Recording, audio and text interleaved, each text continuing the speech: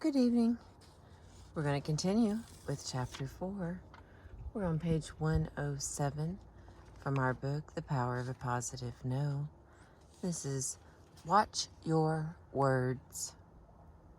Few tasks are more difficult or more important than learning how to describe the other's behavior without judgment or condemnation. When my daughter, Gabriella, was in kindergarten, the bulletin board spelled out specifically what not to do. No pushing, no kicking, no punching, no hitting, no biting, and so on. While most of us do not push, kick, punch, hit, or bite when we deliver our no's, we often attack the other in more subtle ways with words, tone, and body language.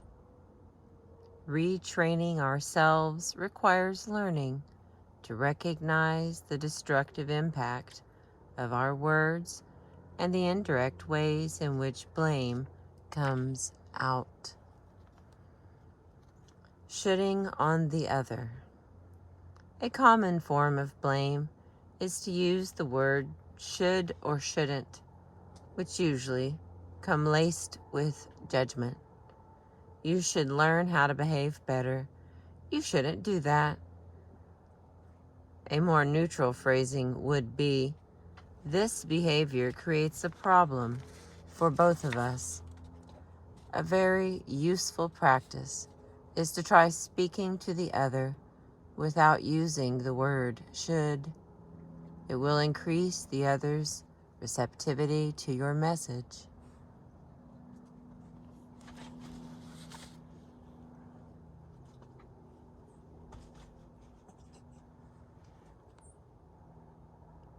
Oh, goodness. A little too far there. All right, looks clear. The next part is judgmental or subjective language. When you are describing the other's behavior, it is very easy to make judgments. Consider again the words Catherine said at Tom first. Tom, you're always rushing ahead and making decisions without checking with me. You are extremely disrespectful. Rushing ahead is subjective language with a judgment attached to it. She was accusing Tom of going too fast. Going ahead would have been a more neutral way of describing the same behavior. Similarly, extremely disrespectful is a judgment. Catherine was inputting malign intentions to Tom where it may not have existed. Often the judgment is obvious, as in, that is an unreasonable demand, or your behavior is atrocious, or ridiculous. Other times, however, the judgment is expressed more insidiously, but in a manner that is still quite explicitly negative and judgmental. In the midst of a discussion between two work partners about the common fees they would charge for their professional services, one says to the other, I don't want to charge the lower fees you suggest. I just don't want that kind of scarcity mentality. A more neutral phrasing would be, I believe our services desire a higher fee. I'm sorry, I got that wrong yet again. Okay, here we go. A more neutral phrasing would be, I believe our services deserve a higher fee. While it may feel satisfying to judge the other, even stereotypically through the nuance of a word, it rarely escapes the other's notice. It stirs up emotions of anger, defensiveness, and resentment. It makes it all the harder for them to understand what the problem truly is. Judgment thus ends up muddying your message. It is more effective just to present the facts and let the other draw their own conclusions. Instead of telling your client, your demand is totally unreasonable, stick to the facts. If we were to make the changes you have requested, it would delay delivery of the product to you by 3 months and raise the cost by $100,000. You can either sit in judgment of the other, or you can say no effectively, but you cannot do both.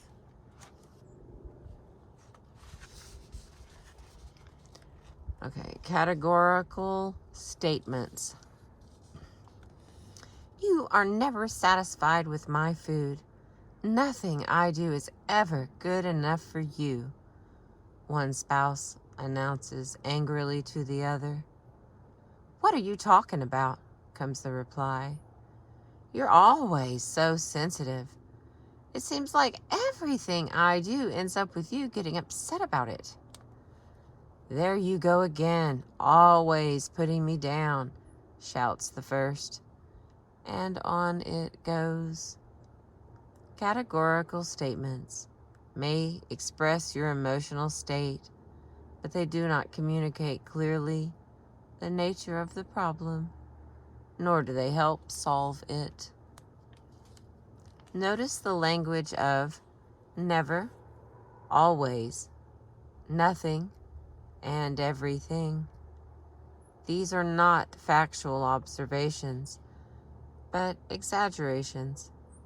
From one or a few offenses is drawn a categorical conclusion that puts the other in a box from which they cannot escape.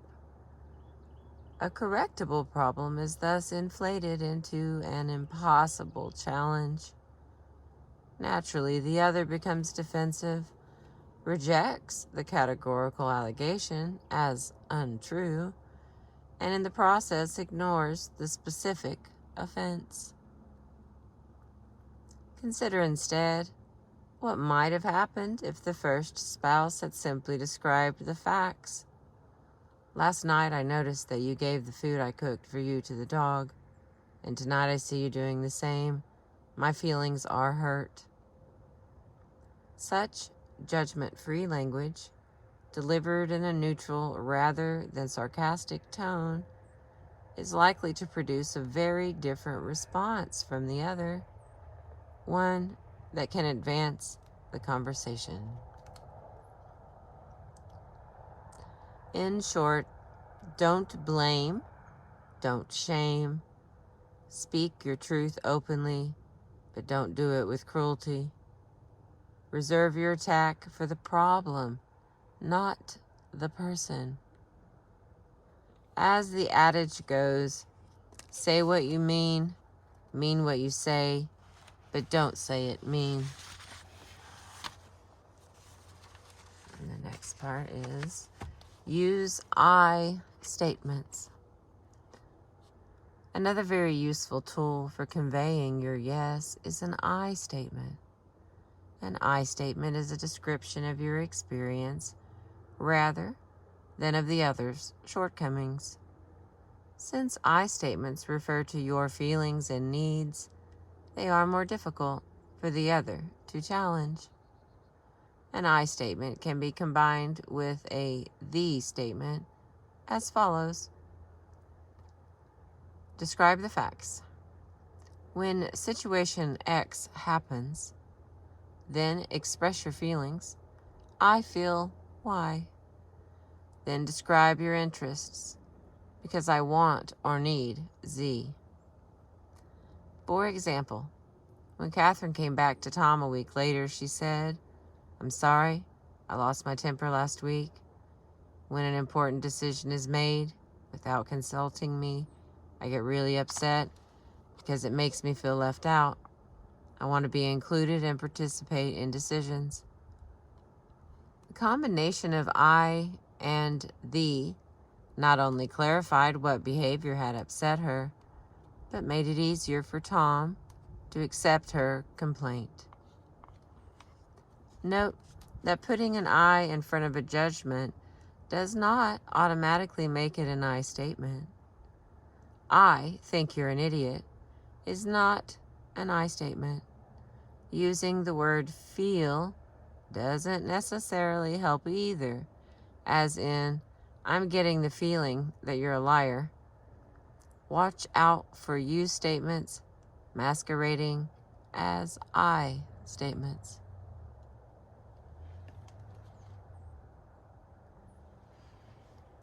An I statement is not just a mechanical reframing of words.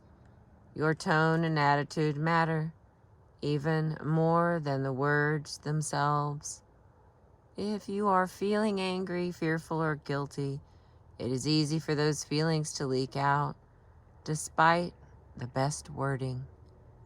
That is why the internal preparation you do beforehand is essential, for it enables you to transform negative emotion into positive intention.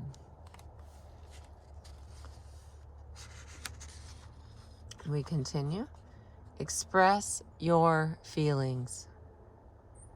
The poet William Blake wrote with great insight, I was angry with my friend. I told my wrath did end. I was angry with my foe.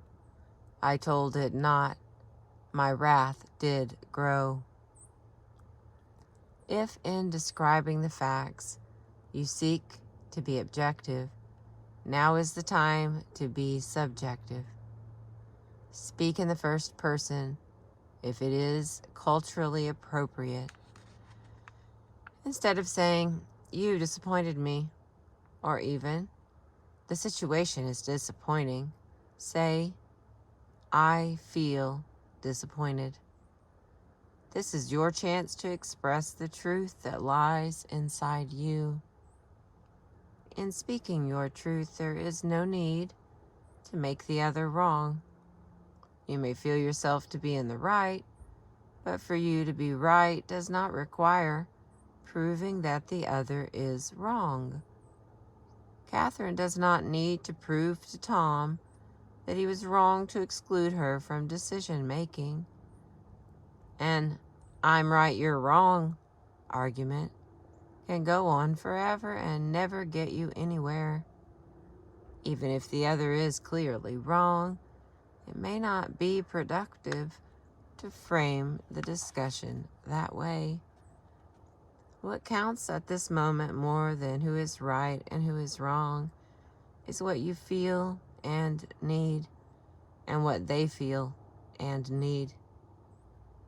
Take responsibility for your feelings.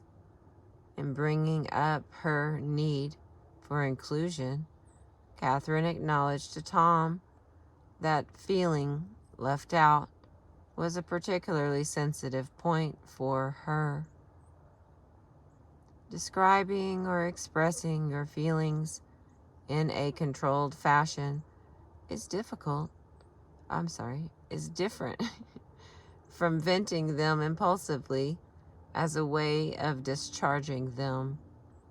Psychologists have found that venting at the other can be a counterproductive method for cooling down. Far from decreasing one's level of anger, angry outbursts usually increase it, and in fact prolong an angry mood. A more effective approach is to go to the balcony first for clarity and purpose, then approach the other and simply describe how you feel. Naming the truth of what is going on for you can have a real impact on the other and on your situation. Listen to the experience of a trainer from Impact Bay Area, an organization that teaches women how to defend themselves from physical attack. One of the most powerful pieces of saying no is that it breaks through the veneer that many attackers try to put on violent encounters. They want to pretend for as long as possible that what is going on is normal social interaction. Saying no cuts through that by naming the truth of what's happening. In fact, naming the truth, like, I feel uncomfortable because it's late and you're standing too close to me. Would you back up, please? Often de-escalates the situation. It says you're ready to stand by your truth version of the encounter instead of letting them frame it in their way, like you wanted me to come over. You can express not only negative feelings, but positive ones. The customer was demanding a serious price reduction, one manager told me. So I said, we feel very strongly that our brand and technology are worth paying for, and here's why.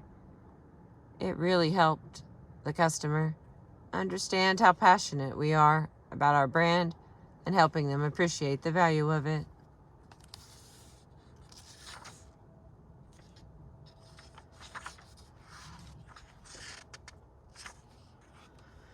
All right, I'm going to stop there for now. We've got our next will be describe your interests, and we've made it to page 112. Thank you for being with me. I appreciate you.